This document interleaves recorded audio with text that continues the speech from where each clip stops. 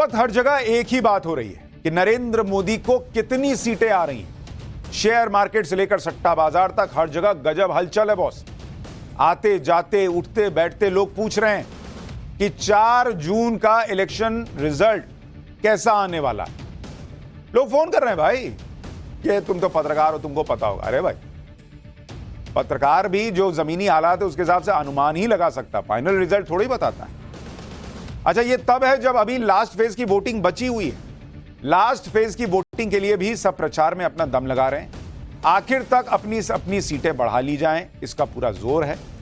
अब तक 486 सीटों पर वोटिंग हो चुकी है। इतनी सीटों पर वोटिंग से बहुमत किसे आ रहा है, यह तो अब तक तय हो चुका है, इसलिए लोग अपने अपने तरीके से अनुमान लगा रहे हैं, इसी पर चर्चा कर रहे हैं। शेयर मार्केट से लेकर लोकल मार्केट तक, सट्टा बाजार तक, सब जगह यही चर्चा चल रही है कि आएंगे तो मोदी ही या मोदी नहीं आ रहे, और अगर मोदी आ रहे हैं तो कितनी सीटें ला रहे हैं। दोस्तों, रिश्तेदारों के बीच, फैमिली के व्हाट्सएप ग्रुप्स में यही टॉपिक है। लोग अपने में भी शर्त लगा रहे हैं कि देख लो इतना आ रहा है, मोदी फिर से आ रहे हैं या नहीं, इसको लेकर लोग शर्त लगा रहे हैं। जिस तरह हर नेता अपनी जीत का दावा कर रहा है, उससे जनता की धड़कनें और बढ़ रही हैं। देखिए, हर कोई अपनी जीत को लेकर कैसे भयंकर कॉन्फिडेंस दिखा रहा है, उसकी एक झलक आपको दिखाता हूं। जैसे पीएम मोदी ने कहा कि 4 जून को भी बड़ा मंगल है, 4 जून को बड़े मंगल के दिन फिर एक बार मोदी सरकार आ रही। अमित शाह कह रहे हैं कि भाई 4 जून की दोपहर को राहुल गांधी प्रेस कॉन्फ्रेंस करेंगे और हार का ठीकरा ईवीएम पर फोड़ देंगे। राहुल गांधी अलग बात कर रहे हैं। वो कह रहे हैं कि नरेंद्र मोदी के पीएम पद पर सिर्फ 7 दिन बचे हैं, 4 जून को BJP Modi good bye. Mamata Banerjee दावा ठोक रही है कि हवा का रुख बदल रहा है, नरेंद्र मोदी अब पूर्व प्रधानमंत्री होने वाले हैं। लालू यादव कह रहे हैं कि 4 जून को नरेंद्र मोदी की विदाई तय है। कांग्रेस अध्यक्ष मल्लिकार्जुन खड़गे कह रहे हैं कि 4 जून को जनता मोदी शाह की नौकरी छीन लेगी। यानी 4 जून को लेकर कैसे कैसे दावे किए जा रहे हैं वो आपने देखा। लेकिन आप यह भी देखिए कि बीजेपी और विपक्ष दोनों कैसे 4 जून के बाद की अपनी प्लानिंग करके बैठे हैं, यह भी आपको बताऊंगा। लेकिन पहले जरा कुछ दावों को सुन भी लीजिए। ये बहुत बड़ा टर्निंग पॉइंट है और इसकी शुरुआत 4 जून को होने जा रही है। 4 को काउंटिंग है, 4 की दोपहर को ये दोनों शाहजादे प्रेस कॉन्फ्रेंस करेंगे और प्रेस कॉन्फ्रेंस कर कहेंगे ईवीएम खराब था इसलिए हम चुनाव हार गए। यहां पे मैं बता रहा हूं, लिख लो, यहां पे क्लीन स्वीप होने जा रही है इंडिया गठबंधन की।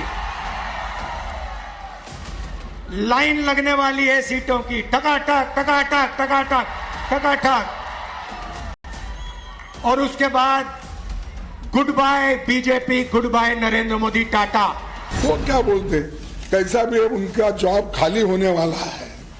मेरा जॉब चले जा रहा ना, ठीक बोल रहे, वो मेरे जा रहे वाला है और उनका खाली होने वाला है, तो वो सब जॉब्स हमको मिलेंगे। अरे बात सुनो, मोदी बोल रहे हैं कि हम अवतार हैं, अवतार पैदा किए हुए नहीं है, अवतार है। सरकार हम लोग का बनेगा। 4 जून को जब परिणाम आएंगे तो प्रचंड बहुमत के साथ मोदी जी के नेतृत्व में भारतीय जनता पार्टी और एनडीए की सरकार बनेगी। कांग्रेस अपने इतिहास में सबसे बड़ी पराजय के लिए तैयार है। अब की बार 400 पार, तो विपक्ष की जमानत जब्त हो रही है। नेताओं के ये बड़े बड़े दावे सिर्फ 4 जून को लेकर नहीं, बल्कि 4 जून के ठीक बाद क्या होगा इसकी भी प्लानिंग वो लोग अभी से कर रहे हैं। जैसे नरेंद्र मोदी ने चेतावनी दी है कि 4 जून के बाद भ्रष्टाचारियों पर एक्शन और तेज हो जाएगा। राहुल गांधी कह रहे हैं कि सरकार बनते ही 5 जुलाई को देश की करोड़ों गरीब महिलाओं के बैंक खाते में 8,500 रुपए आ जाएंगे। अमित शाह कह रहे हैं कि राहुल गांधी 6 जून को बैंकॉक रवाना हो जाएंगे। तेजस्वी यादव दावा कर रहे हैं कि 4 जून के बाद नीतीश कुमार बड़ा फैसला लेने वाले हैं। बीजेपी नेता मनोज तिवारी कह रहे हैं कि 4 जून के बाद इंडी गठबंधन वालों पर लठ बजने वाले हैं। जीतन राम मांझी कह रहे हैं कि 4 जून के बाद इंडी गठबंधन के लोगों की आंखों से आंसू बहेंगे, कईयों को मिर्गी का दौरा पड़ेगा। बिहार बीजेपी के पूर्व अध्यक्ष और उम्मीदवार संजय जायसवाल कह रहे हैं कि तेजस्वी यादव 4 जून के बाद छुट्टी मनाने सिंगापुर चले जाएंगे। हर नेता ही कॉन्फिडेंट या तो दिख रहा है या दिखने का प्रयास कर रहा है, क्योंकि भाई सब तो जीत नहीं हो रहे होंगे, यानी कोई एक साइड तो ब्लफ खेल रहा है कि नहीं मैं कॉन्फिडेंट हूं, मैं जीत रहा हूं, और इसलिए इनका कॉन्फिडेंस देखकर पब्लिक का कॉन्फिडेंस हिला हुआ है। खासकर इलेक्शन रिजल्ट क्या होगा इसको लेकर शेयर मार्केट में पैसा लगाने वालों में बड़ी बेचैनी है, क्योंकि उनको लग रहा है कि अगर मोदी आए रॉकेट बनेगा शेयर मार्केट तो बहुत मुनाफा होगा, नहीं आए तो एकदम गोता लगा लिया, ब्लड बाथ हो जाएगा शेयर मार्केट में, ब्लैक ट्यूसडे टाइप ना हो जाए, सारा पैसा ना डूब जाए, लोग एकदम आए बाएं हुए रखे। सबको टेंशन है भाई कि 4 जून का रिजल्ट क्या आएगा। देखिए, ब्लूमबर्ग ने मार्केट से जुड़े एसेट मैनेजर्स, ट्रेडर्स और स्ट्रेटेजिस्ट का एक सर्वे किया। उसमें निवेशक ये मानकर चल रहे हैं कि शेयर मार्केट में तेजी बनी रहने के लिए जरूरी है कि नरेंद्र मोदी 303 प्लस सीटें जीते। यानी शेयर मार्केट चाह रहा है कि आए तो आए मोदी, और वो भी 303 के ऊपर जाएं। अगर बीजेपी को सिंपल मेजॉरिटी आई तो भी निफ्टी जो है वो करीब 2% तक गिर सकता है। मतलब अगर सरकार बनी लेकिन बीजेपी की सीटें 303 से कम हुई तो भी मार्केट 2% गिरेगा। अगर नरेंद्र मोदी ने 303 से ज्यादा सीटें जीत ली तो शेयर मार्केट 3% तक बढ़ सकता है। यह ब्लूमबर्ग के सर्वे में अनुमान है। हालांकि ज्यादातर निवेशक यह मान रहे हैं कि नरेंद्र मोदी का तीसरा टर्म निश्चित है। फिर भी निवेशकों में इलेक्शन की स्टार्टिंग से जो उत्साह था उसमें थोड़ी कमी इसलिए आई क्योंकि चुनाव में कम वोटर टर्नआउट को लेकर बड़ी चर्चा हो रही। कुछ राज्यों में कड़ी चुनावी टक्कर की खबरों से उन्हें बेचैनी हो गई।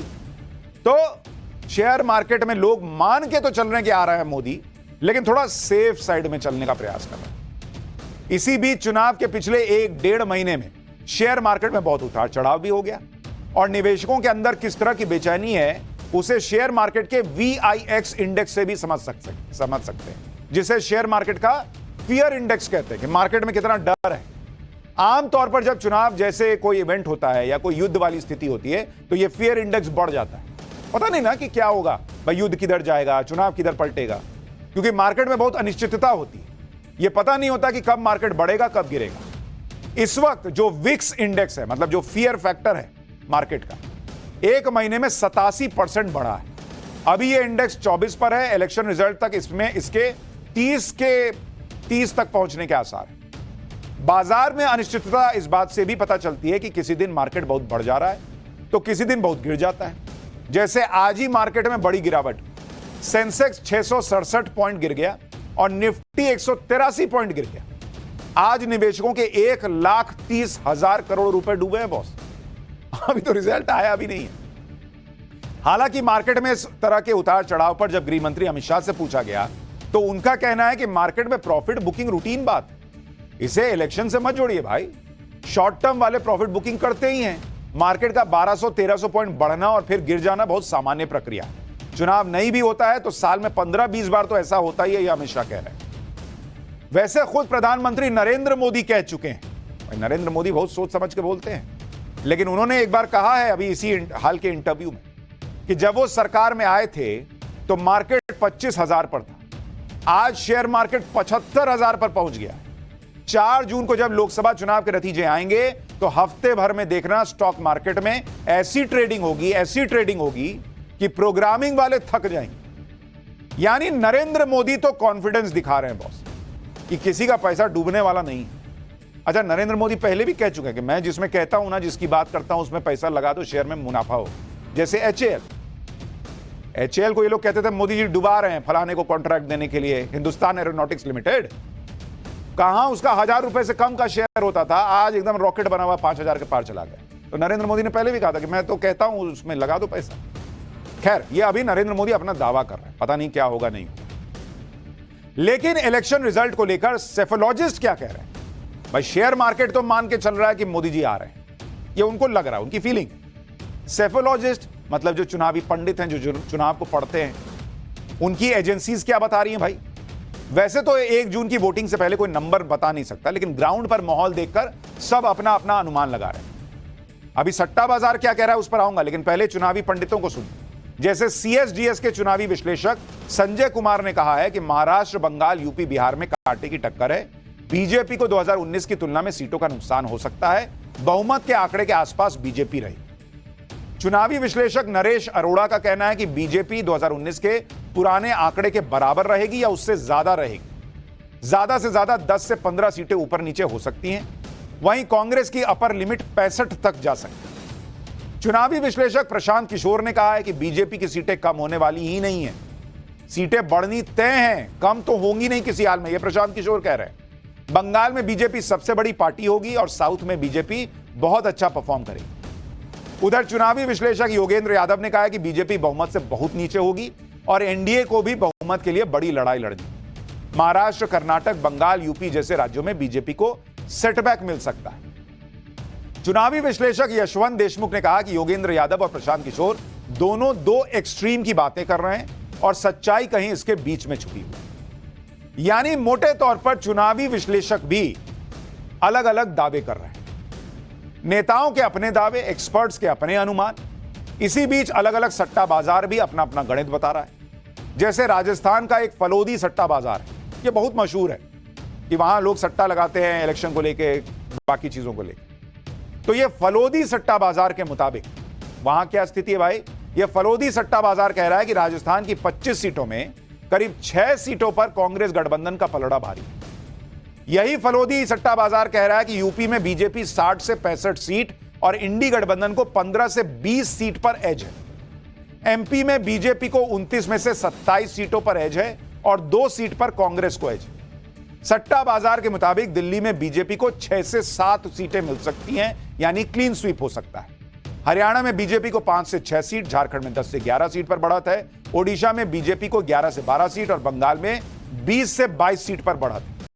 अब यह सट्टा बाजार का अनुमान है, सही होगा गलत होगा कुछ नहीं पता, लेकिन यह सट्टा बाजार में चल रहा है, जो खबरें छप रही हैं सब जगह। सट्टा बाजार का अपना अनुमान भी हफ्ते दर हफ्ते घट बढ़ रहा है। जैसे 13 मई को फलोदी सट्टा बाजार ने बीजेपी को 300 सीटें दे दी थी और कांग्रेस को 40 से 42, लेकिन एक हफ्ते के बाद बीजेपी के लिए अनुमान 300 से कम कर दिया और कांग्रेस के लिए अनुमान 70 से 85 सीटों पर पहुंचे।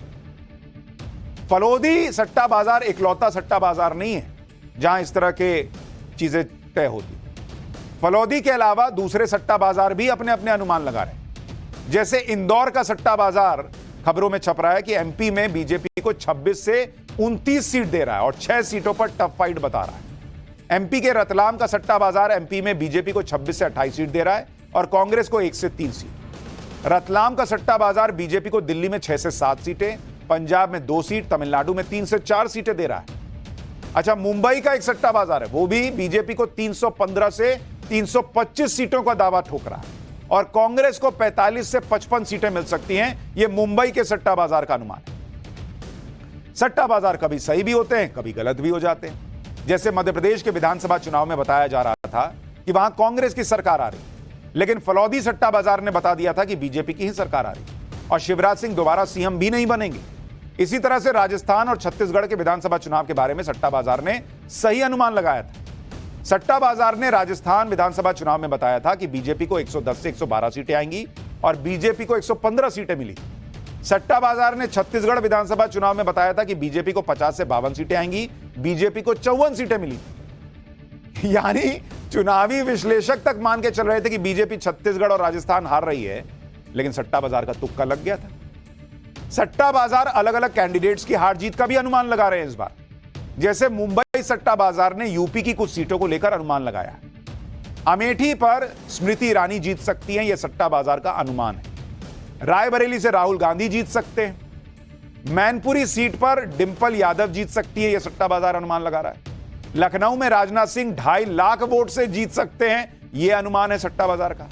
कन्नौज में अखिलेश यादव जीत सकते हैं। मेरठ में बीजेपी के अरुण गोविल जीत सकते हैं, यह भी सट्टा बाजार, मुंबई सट्टा बाजार दावा कर रहा है। ये अलग अलग जो चर्चाएं चल रही हैं वो आपको बता रहा हूं, ये सब मार्केट में चल रहा है। मुंबई सट्टा बाजार के मुताबिक यूपी में बीजेपी को 64 से 66 सीटें आ सकती। मार्केट सेंटिमेंट से तो यही लग रहा है कि ज्यादा संभावना पीएम मोदी के आने की लग रही है मार्केट में। अगर पीएम मोदी वापसी करते हैं तो उनकी जीत में महिला वोटर्स का एक बड़ा फैक्टर होगा। क्या होगा नतीजा, वो तो 4 जून को पता चले। लेकिन अगर नरेंद्र मोदी वापस आए तो आप ये एम फैक्टर, महिला फैक्टर, इसको नजरअंदाज नहीं कर पाएंगे। क्योंकि हर चुनाव दर चुनाव महिला वोटर्स पीएम मोदी पर भरोसा जताती रही। इस बार भी जो वोटिंग हुई है उसमें कई राज्यों में महिलाओं ने पुरुषों को वोटिंग में पीछे छोड़ दिया। माना जाता कि वही महिला वोटर्स हैं जो पीएम मोदी के नाम पर वोट करने के लिए घर से निकलती हैं, क्योंकि मोदी सरकार में ही 2019 में महिला वोटर्स ने पुरुषों को पीछे छोड़ा और देश के चुनावी इतिहास में ऐसा पहली बार। अगर आप देखें इस बार जिन राज्यों में बीजेपी को बढ़त की उम्मीद है वहां महिला वोटर्स की वोटिंग का पैटर्न क्या है मैं आपको दिखाता हूं, क्योंकि महिला वोटर 2019 में पहला मौका था जब पुरुषों से ज्यादा वोटिंग कर रही थी और नरेंद्र मोदी की सीटें 303 चली गई। अब जिन राज्यों में अगर आप देखेंगे महिला वोटर्स और अगर आप इधर देखें पुरुष वोटर, उनकी संख्या अगर आप देखेंगे, और ये वो राज्य हैं जहां बीजेपी के बढ़त का अनुमान है। तो अगर आप देखेंगे जैसे बंगाल हो गया, बंगाल में इस बार जो वोटिंग हुई है पुरुष वोटर 81.62% बाहर आए, लेकिन महिलाओं की संख्या देखिए ऑलमोस्ट 84%, 83.83%। यानी यहां बंगाल में महिला वोटर्स इतनी गर्मी के बावजूद ज्यादा बड़ी संख्या में बाहर निकली, और बंगाल वो राज्य है जहां के लिए कहा जा रहा है कि मोदी को, नरेंद्र मोदी को इस बार ज्यादा सीटें आ सकती। इसी तरह अगर आप देखेंगे यूपी, अभी आप सट्टा बाजार भी देख रहे थे, यूपी में बीजेपी को अच्छी सीटें बता रहा था। यूपी में पुरुष वोटर कितने बाहर आए? 51.31%, जबकि महिला वोटर्स की संख्या यूपी में कितनी है? 57.12%, यानी पुरुषों से ऑलमोस्ट 6% ज्यादा महिला वोटर्स ने वोट किया है। जबकि यूपी में बॉस भयंकर तपा देने वाली गर्मी चल रही है, लू चल रही है, महिलाएं जो हैं वो घूंघट ओढ़ ओढ़ के लाइन में लग के वोट कर रही हैं, और ये वो संख्या आपको दिख रही है। इसी तरह अगर आप बिहार में देखेंगे, बिहार में जो पुरुष वोटर्स हैं उनकी संख्या कितनी है? 51.95%, मतलब ऑलमोस्ट 52%, ऑलमोस्ट 52%। और महिला वोटर्स कितनी है आपको पता है? बिहार में महिला वोटर्स की संख्या देखिए ऑलमोस्ट 63% बॉस, जिन्होंने वोटिंग की इस बार। मतलब लगभग 11% ज्यादा महिलाओं ने बिहार में वोट किया है बॉस। इसके अलावा झारखंड, ओडिशा में भी महिला वोटर्स जो हैं वो बड़ी संख्या में आगे आई हैं पुरुषों के मुकाबले। और अगर आप 5वें और 6ठे फेज की वोटिंग देखेंगे तो एनडीए के दबदबे वाले इन दोनों चरणों में महिला वोटर्स ने ज्यादा वोट डाला। जैसे अगर आप देखेंगे, इसी को अगर आप फेज वाइज देखें, 5th फेज कुल मतदान कितना हुआ? कुल वोटिंग कितनी हुई 5th फेज में? वो हुई 62.20%। इसमें अगर आप देखेंगे पुरुष मतदाता मेल 61.48%, और फीमेल वोटर्स की संख्या अगर आप देखेंगे 63%। यह भी आपको 5th फेज का बता रहा हूं, जो बीजेपी का मजबूत फेज माना गया। इसी तरह से अगर आप 6th फेज में देखेंगे, थोड़ा सा अगर आप इसको देखें 6th फेज में, वहां किस तरह से वोटिंग हुई? वहां टोटल वोटिंग 6th फेज में हुई, कुल वोटिंग आप देखिएगा 63.37%, और इसमें पुरुषों की संख्या रही ऑलमोस्ट 62% और महिलाओं की संख्या रही ऑलमोस्ट 65%। ये देखिए, और ये वो दो फेज हैं जिसमें कहा गया कि बीजेपी ने पिछली बार की तरह अच्छा परफॉर्म किया। तो वोटिंग पैटर्न बता रहा है कि जहां जहां जिन राज्यों में कहा गया कि बीजेपी अच्छा परफॉर्म कर रही है, वहां महिला वोटर्स की संख्या ज्यादा दिख रही है, उन्होंने ज्यादा वोट किया है। जिन फेजेस में कहा जा रहा है कि बीजेपी ने अच्छा किया है, वहां उन फेजेस में महिला वोटर्स की संख्या ज्यादा दिख रही है। कैसे पीएम मोदी को महिला वोटर्स का साथ मिलता रहा है, यह सिर्फ आंकड़ों से नहीं, जमीन पर भी दिखता है।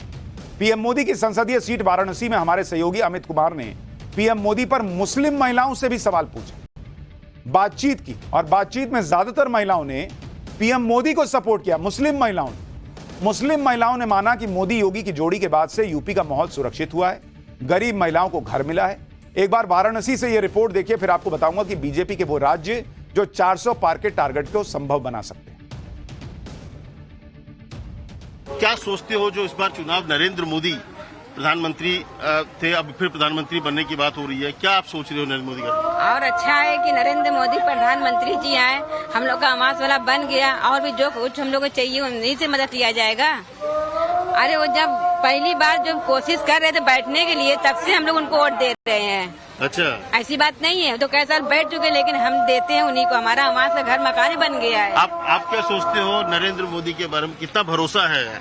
हाँ, उन्हीं के तो दिया जाता है।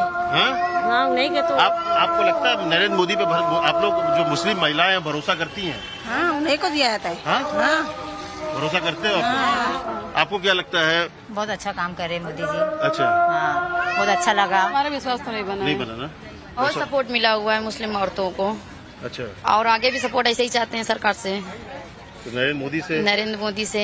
आवास वाला स्ट्रीट फॉर्म हम लोग का जमा हुआ है, पर आवास वाला फॉर्म नहीं मिल पाता है। उसमें समय आप हम लोग को बस यही सुविधा है कि मोदी जी को हम लोग वोट देते रहेंगे, आप देते हैं, हर साल हम लोग देते हैं, आप लोग चेक भी कर सकते हैं। हम लोग बहुत उनको दुआ देंगे और हर साल वो जीतते रहे, हर साल जिसके यहाँ जब तक उनकी जिंदगी वो गद्दी में बैठे रहे। यहाँ पे एक और जो सुरक्षा की बात आती है, मोदी और योगी का, ये लोग भी तो मतलब कि बहुत बढ़िया किए हैं। जहाँ तक से लूट मार काट मार महिला के साथ में होता रहा, वो सबसे तो एकदम सब सुविधा बढ़िया हो गया है। लड़की निकलती नहीं रही, लड़की पढ़ने लगी है, बहुत आगे बढ़ने लगी है, ये सब बहुत बढ़िया है। मुस्लिम महिलाएं भी मोदी कर रही हैं। नरेंद्र मोदी ने अच्छा काम किया। बीजेपी इलेक्शन रिजल्ट को लेकर कॉन्फिडेंट इसलिए भी है क्योंकि कम से कम 6 से 7 राज्य ऐसे हैं जहां पर बीजेपी का इस चुनाव में स्पेशल फोकस रहा और इन राज्यों में बीजेपी को उम्मीद है कि उसकी सीटें यहां बढ़ेंगी। जैसे बंगाल में पिछली बार बीजेपी को 18 सीटें थी, इस बार टारगेट 30 से 35 सीटों का। ओडिशा में पिछली बार 8 सीटें थी, टारगेट इस बार 17 का रखा गया। तेलंगाना में पिछली बार 4 सीटें थी, इसे डबल डिजिट में पहुंचाने का टारगेट है। आंध्र प्रदेश में पिछली बार एनडीए को 3 सीट मिली थी, इस बार बीजेपी का अनुमान है कि एनडीए को 15 से 20 सीटों का टारगेट जो है वो पूरा कर लेगी। तमिलनाडु में पिछली बार बीजेपी का खाता तक नहीं खुला था, इस बार एनडीए का टारगेट 10 सीट का है। केरल में पिछली बार बीजेपी को 0 सीट मिली थी, इस बार बीजेपी का टारगेट है कि केरल में 5 सीट तक जीता जाए। यूपी में पिछली बार एनडीए को 64 सीटें आई थी, इस बार बीजेपी ने 75 से 80 सीटें जीतने का टारगेट रखा है। यानी बीजेपी का टारगेट है कि इन 7 राज्यों में 60 से 70 सीटें किसी तरह बढ़ाई जाए। अगर यह टारगेट बीजेपी अचीव कर लेती है और किसी राज्य में कोई नुकसान भी होता है तो उसकी सीटें बढ़ेंगी ही, कम नहीं होंगी। बीजेपी के इस टारगेट को पूरा करने के लिए पीएम मोदी के साथ साथ बीजेपी के बाकी स्टार प्रचारक भी जोर लगा रहे हैं। यूपी में योगी आदित्यनाथ ने आज गोरखपुर में मेगा रोड शो किया और रवि किशन के समर्थन में वोट मांगा। गोरखपुर योगी आदित्यनाथ का गढ़ रहा है, वहां तस्वीरें देखिए रोड शो की। कई बार यहां से सांसद चुने गए, अपने गढ़ में योगी आदित्यनाथ का कॉन्फिडेंस अलग लेवल पर दिखा। टाइम्स नाउ भारत से बातचीत में योगी आदित्यनाथ ने दावा किया कि कांग्रेस के इतिहास में कांग्रेस की यह सबसे बड़ी हार होगी। एक बार सीएम योगी को सुनिए, फिर बताता हूं कि यूपी में कैसे अमित शाह ने आखिरी टाइम पर पूरा जोर लगाया है। कैसा माहौल पूरे देश में दिखाई दे रहा है? 4 जून को जब परिणाम आएंगे तो प्रचंड बहुमत के साथ मोदी जी के नेतृत्व में भारतीय जनता पार्टी और एनडीए की सरकार बनेगी। योगी जी कह रहे हैं कि विपक्ष कह रहा है कि हम, राहुल गांधी कह रहे हैं कि हम 1 और 1 2 नहीं, 1 और 1 11 हो गए हैं। पूरा जो परिणाम आएगा वो बदला हुआ आएगा। पहले वो 1 सीट दे रहे थे, कह रहे हैं 80 कैसे जीतेंगे। इनको तो कैंडिडेट नहीं मिले हैं लड़ने के लिए और कांग्रेस अपने इतिहास में सबसे बड़ी पराजय के लिए तैयार है और मुझे लगता है उसकी पराजय सुनिश्चित है। कांग्रेस की दुर्गति होने वाली है। 2014, 2017, 2019 और 2022 में इन लोगों को, भाई बहन की जोड़ी को, 2 लड़कों की जोड़ी को उत्तर प्रदेश ने खारिज किया है।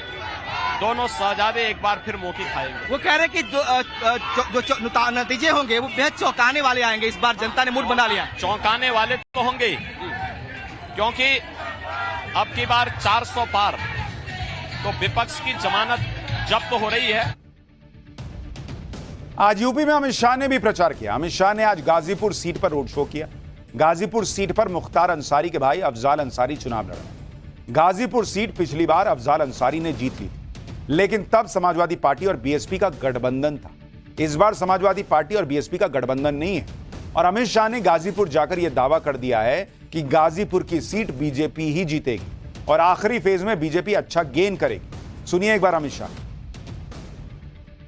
गाजीपुर में जो था पहले कुछ और समीकरण थे, आज का माहौल देख के कुछ और समीकरण नजर आ रहे हैं। आपको लगता है कि ये आसानी से माफिया राज की हार हुई है उत्तर प्रदेश में? देखिए, अंतिम 7 दिन में 7वें चरण की सभी सीटों के अंदर भारतीय जनता पार्टी बहुत अच्छा गेन पूरी है। कुछ महत्वपूर्ण ज्वाइनिंग भी हुए हैं और जैसे जैसे चुनाव नजदीक आता गया, भारतीय जनता पार्टी अपने वोट कंसोलिडेट करती जा रही है। गाजीपुर की ये रैली बता रही है कि गाजीपुर में निश्चित रूप से भारतीय जनता पार्टी।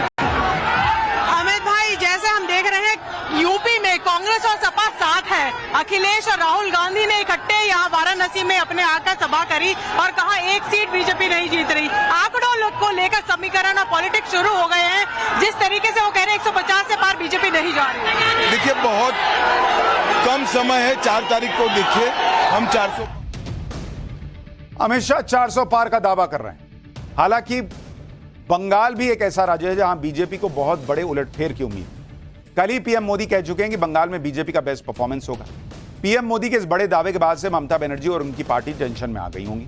ममता बनर्जी तो इस कदर अलर्ट हो गई कि अब उन्हें पीएम मोदी के कन्याकुमारी जाकर ध्यान लगाने से भी दिक्कत है। दरअसल कल चुनाव प्रचार खत्म होने के बाद पीएम मोदी कन्याकुमारी जा रहे हैं और वहां वो 1 जून की शाम तक रुकेंगे और विवेकानंद रॉक मेमोरियल पर 2 दिन तक मेडिटेशन करेंगे। लेकिन ममता बनर्जी पीएम मोदी के इस कार्यक्रम पर भी ऐतराज जता रही। ममता बनर्जी ने कहा है कि अगर नरेंद्र मोदी के इस ध्यान को टेलीविजन पर दिखाया गया तो उनकी पार्टी इलेक्शन कमीशन में शिकायत दर्ज करा देगी। ममता बनर्जी का कहना है कि ध्यान का टेलीकास्ट करने से आचार संहिता का उल्लंघन हो जाए। हालांकि पीएम मोदी कन्याकुमारी में ध्यान लगाएं, जो कलकत्ता से ऑलमोस्ट 2-2.5 हजार किलोमीटर दूर है, तो फिर ममता बनर्जी को क्यों दिक्कत भाई? शायद ममता बनर्जी को लग रहा है कि पीएम मोदी के ध्यान लगाने से उनकी चुनावी तपस्या भंग हो जाएगी। उन्हें लग रहा है कि पीएम मोदी के ध्यान से उन्हें चुनावी नुकसान हो सकता है। इसकी एक वजह विवेकानंद रॉक मेमोरियल में पीएम मोदी की मौजूदगी भी हो सकती है। यह वही जगह है जहां स्वामी विवेकानंद ने ध्यान लगाया था। स्वामी विवेकानंद का बंगाल से गहरा नाता है। बंगाल में उनकी जयंती ममता बनर्जी धूमधाम से मनाती हैं।